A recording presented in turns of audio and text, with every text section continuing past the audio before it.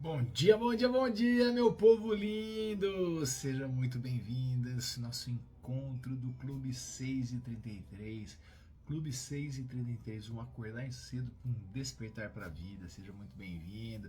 Grande Tio Ni, grande Magali, Cleide, Lurdinha, Di, muito bom dia. Bom dia, Cici, chegando aí no pedaço. Que delícia estar com vocês de novo nesse dia, para que a gente comece esse dia de hoje já com uma vibe, uma frequência diferente. E a gente já sabe, a forma como a gente acorda, a forma como a gente começa amanhã, a gente já começa definindo muito do sucesso do nosso dia. Acordar bem e positivo não te garante que você vai estar isento de problemas no dia seguinte, porém garante sim você estar mais rápido levantando de qualquer situação. Então mantenha-se desse jeito, atento, alerta, vigie sem cessar seus pensamentos, seus sentimentos e suas emoções. E assim você com certeza vai conseguir ter recuperações mais rápidas de qualquer situação que venha estar te provocando e tirando do teu eixo. Porque isso, na verdade, nada mais é do que são os desafios da vida que faz com que a gente se torne ainda melhor. Bom dia, Rita. É isso aí, galera. Embora a gente nasceu para ser feliz. E eu só vou fazer um adendo. Por que Clube 6:33? É uma referência bíblica, que eu gosto muito dos códigos que tem na Bíblia, né? Independente se você acredita que era sagrado ou não, independente de qualquer coisa, mas é um dos livros mais lidos do mundo, é um dos livros mais publicados e ele tem uma inteligência. E Mateus 6:33, que é o livro que eu uso como referência dessa do nosso encontro, Mateus 6:33 fala o seguinte: buscar em primeiro lugar o reino de Deus e sua justiça, e tudo mais lhe será acrescentado. E Jesus Cristo mesmo, em outras passagens, ele falou que o reino de Deus está onde? Dentro de nós. Então esse também é um órgão, o coração é um órgão muito poderoso, porque ele tem um poder eletromagnético 5.000 vezes mais forte do que qualquer coisa que existe dentro da gente. O magnetismo ele é o ímã, é o que atrai. Então não adianta você pensar positivo se você estiver aqui dentro de uma maneira tóxica, porque aqui é que você vai atrair. Então aqui você até manda para o universo, mas aqui você puxa. Então por isso que também várias outras referências na Bíblia citam o coração. A boca transborda o que o coração está cheio. Então, se você não emana palavras positivas, se você não emana bênçãos, você sabe o que você vai atrair? Porque aqui começa e aqui emana e aqui você vai fazer todo um processo. Então, atenção com as suas palavras, seja carinhoso com você mesmo, seja cuidadoso com você e zeloso com as outras pessoas. Não é o princípio de Jesus Cristo fala? Faça para os outros que gostaria que seja feito com você. Eu digo, faça ainda melhor. E aí a gente vai começar a mudar essa lei universal, justamente buscando o equilíbrio entre receber e dar. Isso é muito gostoso, isso é libertador, isso é maravilhoso. Então, assim, com essa frequência e com essas informações, a gente começa o nosso encontro de hoje, que é o 22º capítulo dessa jornada que a gente vem vivendo de 42 capítulos, estudando, lendo, entendendo, trazendo para a nossa consciência o que a gente pode fazer com essas informações deixadas nesse código chamado Bíblia, no 22º capítulo do livro de Jó, que foi um cara que você não sofreu nem um terço, nem um quinto, nem um pinguinho do que ele sofreu, e que ele vem aí questionando, ele vem se lapidando, e a gente já sabe o final, porque é sucesso absoluto, isso daí todo mundo sabe a história, mas a gente está caminhando o que a gente tira de lição por capítulo. O capítulo 22 do livro de Jó tem 30 versículos. E eu vou pedir agora que você abra a tua mente, receba no teu coração a palavra, tenha um coração ensinável e bora agora continuar com esse nosso estudo e ver o que a gente tira aqui de positivo para a gente aplicar no nosso dia a dia, sei lá quantos 1000 anos depois dessa mensagem. Ele faz: o Temanita disse em resposta: pode um homem ser útil para Deus? Pode alguém com perspicácia ser de algum proveito para ele? Será que o Todo-Poderoso se importa que você seja justo? Ou será que ele ganha alguma coisa por você ser íntegro? Por acaso ele o punirá e entrará em juízo contra você por temer a ele? Não é porque sua maldade é muito grande e não há fim por seus erros? Pois exige uma garantia dos seus irmãos e sem nenhum motivo, e fica com roupas de outros, deixando-os nus. Não dá água ao cansado e nega pão ao faminto. A terra pertence ao homem poderoso, e quem é favorecido mora nela. Mas você mandou as viúvas embora de mãos vazias e quebrou os braços dos órfãos. É por isso que você está cercado de armadilhas. E terrores repentinos o assustam. É por isso que a escuridão não o deixa ver e que uma enxurrada o cobre. Não está Deus mais alto dos céus? E veja como as suas altas estrelas. Mas você disse, o que é que Deus realmente sabe? Será que ele pode julgar através de densas trevas? As nuvens o encobrem para que ele não veja enquanto ele anda sob a abóbada do céu. Por acaso você seguirá os antigos caminhos por onde andam os maus? Os homens foram levados antes do tempo, cujo alicerce foi levado embora por uma enxurrada. Eles dizem ao verdadeiro Deus, deixa-nos em paz. O que o Todo-Poderoso pode fazer contra nós? Contudo, foi ele quem encheu a casa deles de coisas boas. Os justos verão a destruição deles e se alegrarão. O inocente zombará deles, dizendo, nossos adversários foram destruídos. E o fogo consumirá o que sobrou deles. Conheça a ele, e você ficará em paz. Assim lhe sobreviverão coisas boas, aceite a lei procedente da sua boca e guarde as suas declarações de todo o coração. Se você voltar ao Todo-Poderoso, será restabelecido. Se afastar a injustiça da sua tenda, se lançar o seu ouro no pó e o ouro entre as rochas dos vales, então o Todo-Poderoso será o seu ouro e a sua prata mais seleta. Pois você terá a alegria do Todo-Poderoso e levantará seu rosto para Deus. Você fará súplicas e ele ouvirá. Você cumprirá seus votos, o que você decidir fazer será bem-sucedido. E a luz brilhará sempre o seu caminho. Pois quem falar com arrogância será humilhado, mas ele salvará o humilde. Ele salvará os inocentes, assim, se suas mãos forem limpas, você certamente será salvo.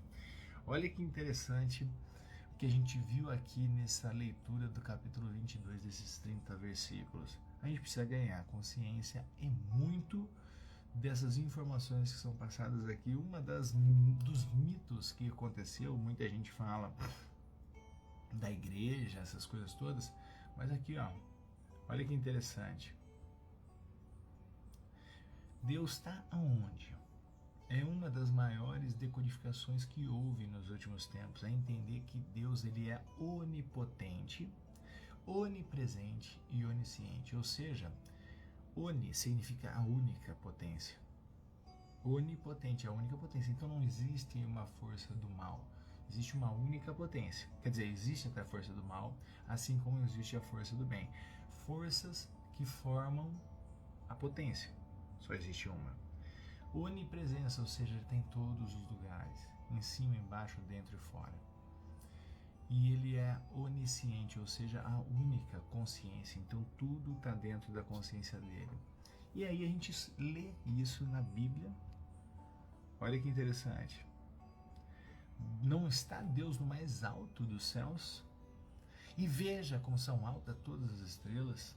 Então, está colocando este Deus em algum lugar. A própria Bíblia cria essa crença em você.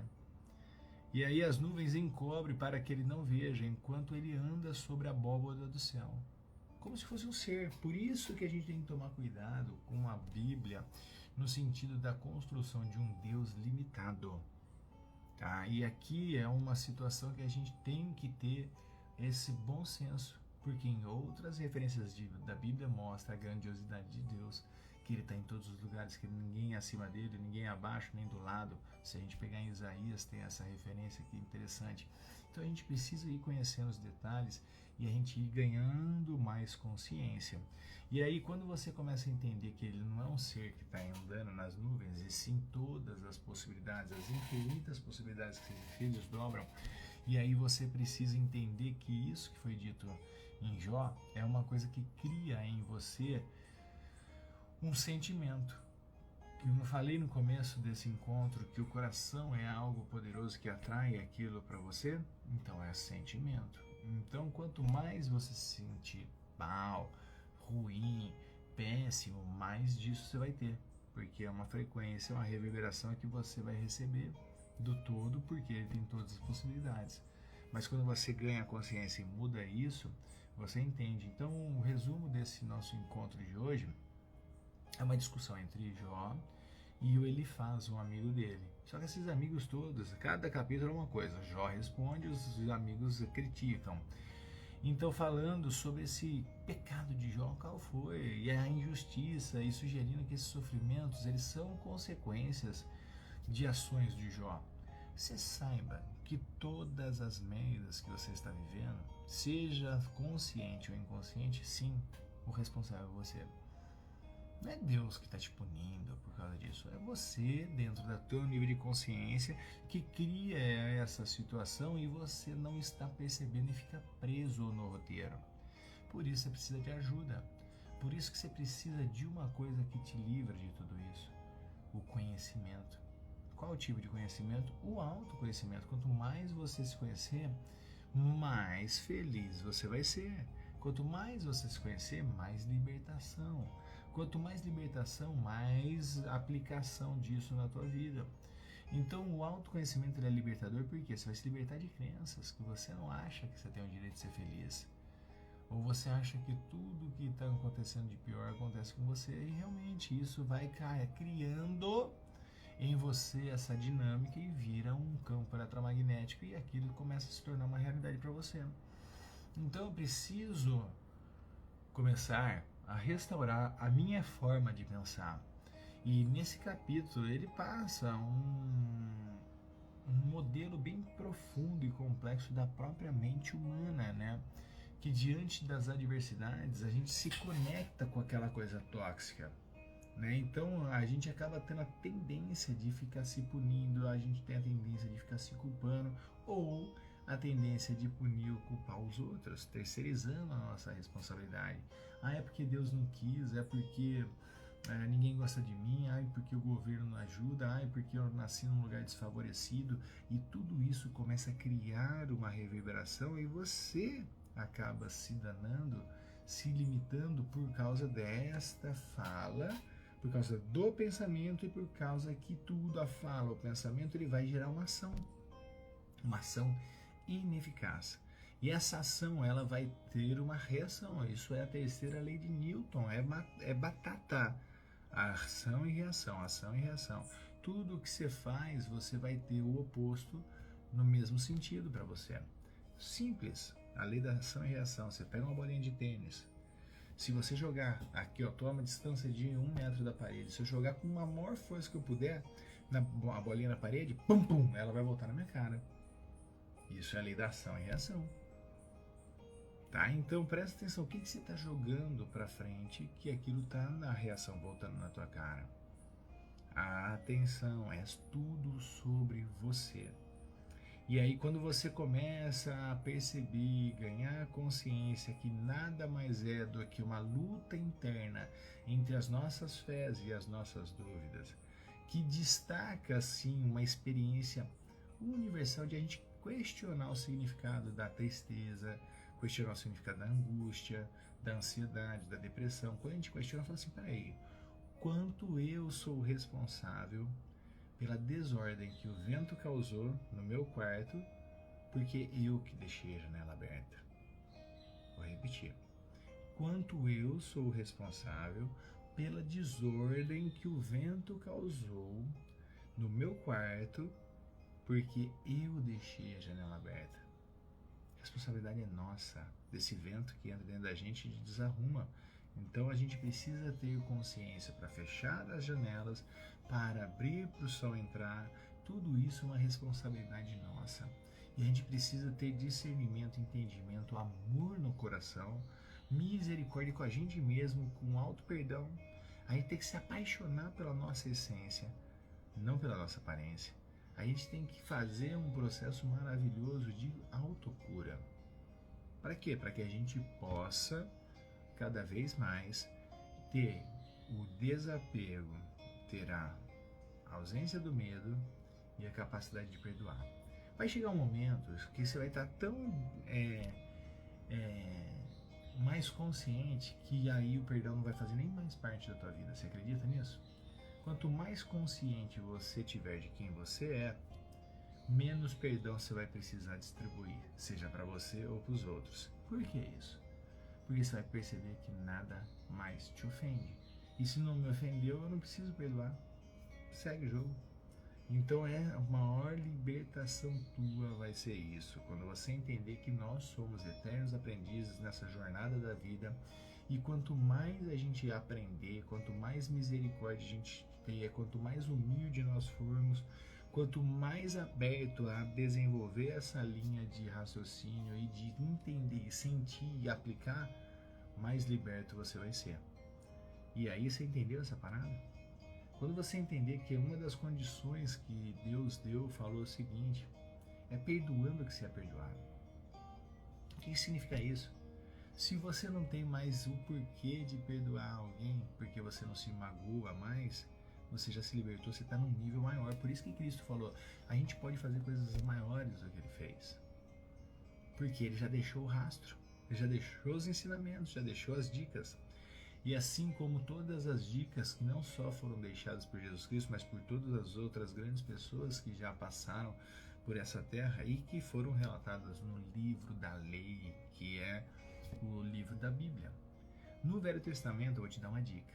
Toda vez que você ler "Assim dizia o Senhor", você pode trocar. Testa isso, só para você sentir o que faz sentido ali. Assim dizia a lei. Porque um drama ali no Velho Testamento, Davi quer dizer que se todos nós seres humanos somos filhos de Deus, como é que aquele ser humano que estava no exército é mais ou menos importante do que o ser humano que estava no exército de Davi? Isso é contraditório. Tá? Então quer dizer que os amigos de Jó são mais ou menos importantes do que ele? Não tem nada a ver isso. São figuras que você deve entender que eu tenho que me preparar para minha batalha interna.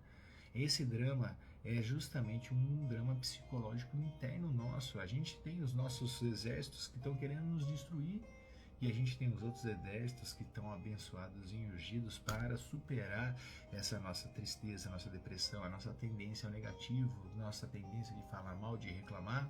E aí eu tenho que levantar o outro exército de Davi que tem dentro de mim, porque o Davi era um improvável, um vencedor. E nós temos esse Davi dentro da gente para vencer o gigante, para vencer os exércitos.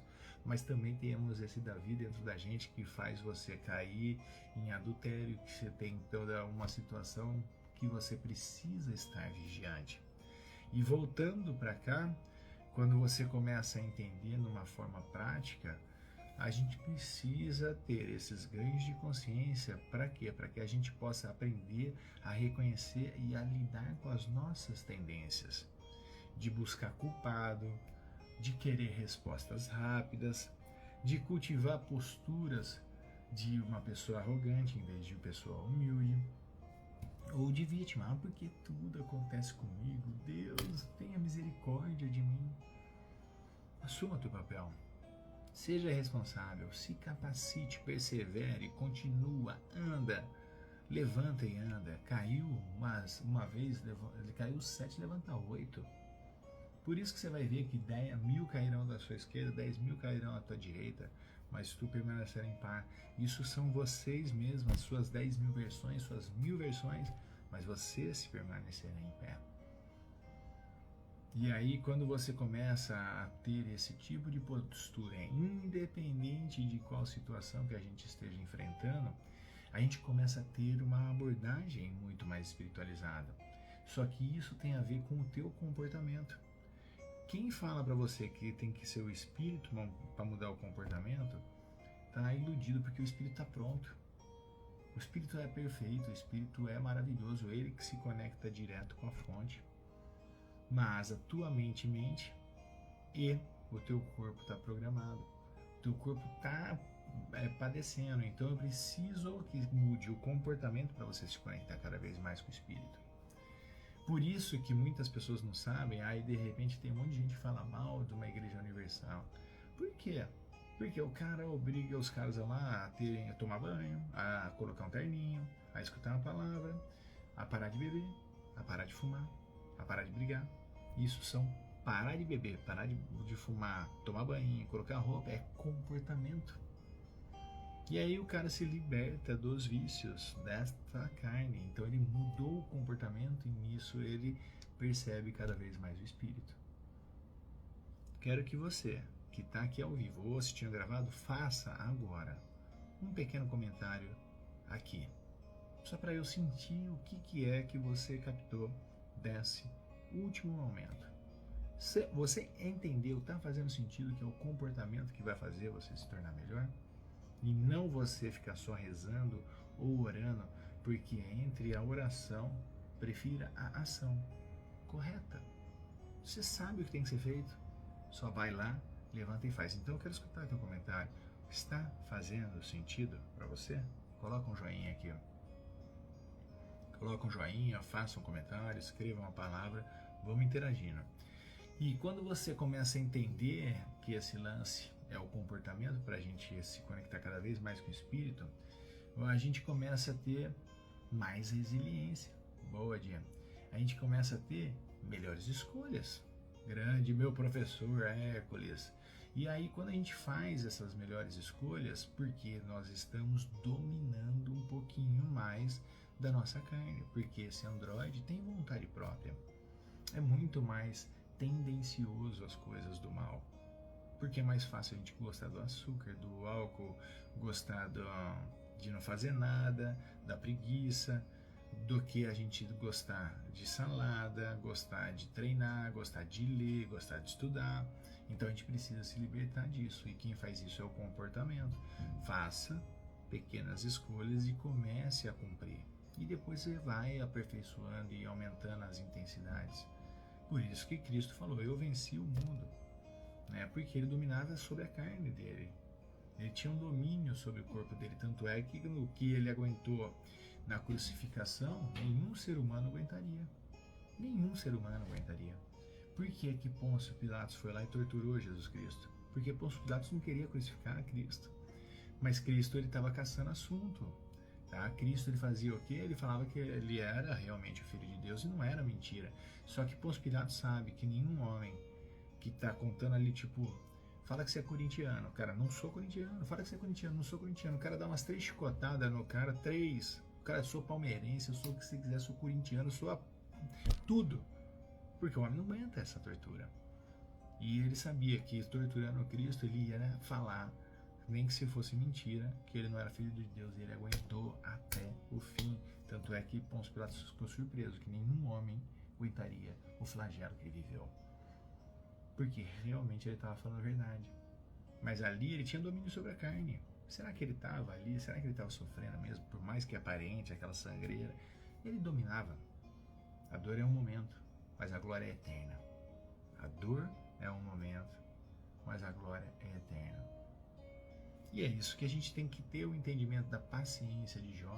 O que é a paciência? É a ciência da paz. Saber que tudo que a gente está passando aqui é transitório para algo muito maior. E o algo muito maior não é só aqui, é fora. Mas o principal que você tem que saber é o seguinte, aqui você vai viver muitas glórias quando você se decidir a fazer o que tem que ser feito, a suportar o que tem que suportar, a melhorar as posturas e condições de comportamento. Você vai ver que a tua vida vai ficar muito melhor. Aqui ainda. Não estou nem falando de proposta de promessas divinas de que você vai para o paraíso. Faça o seu paraíso aqui. Mas lembre-se, Jesus Cristo falou, o mundo jaz do maligno.